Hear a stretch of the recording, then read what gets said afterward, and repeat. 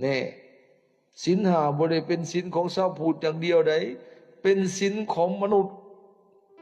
เป็นศีลของชาวโลกคันประเทศใดชาติใดมีศีลห้าสังคมสงบสุขเพิ่นบ่ได้สงวนลิขสิทธิ์เป็นของพุทธใดศีลห้านะ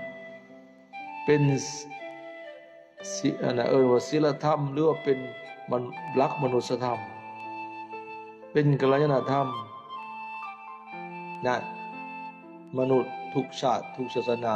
ถือได้เบิดนะ นะนี้เราสิเห็นได้จึงสั้นมันจึงเฮ็ดให้คนมีความสงบสุขถ้ามีศีลห้าแล้วขนาดคนบางกลุ่มบางแก่ตัวเอาแก่งขี้ลักไปหาจอบหลักของเขาเฮายังบ่มีความสงบเลยแม่นบ่ยังมีความละหวาดระแวงแล้วจักมันสิงัดแงะเอาของเฮายามใดออกแต่เฮือนไปจักเขาสิมาลักงัด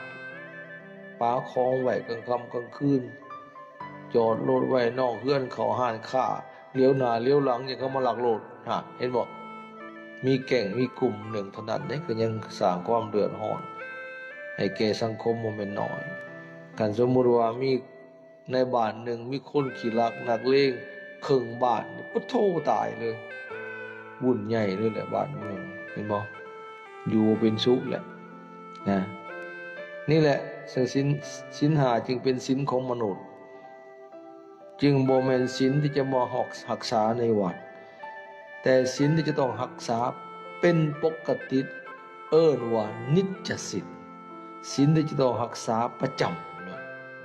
ในชีวิตประจำวันเลยศีลห้าสอนกันเลยพ่อแม่ออกสอนลูกสอนหลานเลยเกิดมาให้เขามีหูศีลห้านะสอนให้เขาพาเขาเฮ็ดแท้สังคมบ้านเมืองจะสงบสุขเด้อนั่นศีลห้าเป็นศีลของมนุษย์ได้เป็นศีลปกติของโลกจึงสิอยู่เย็นเป็นสุขได้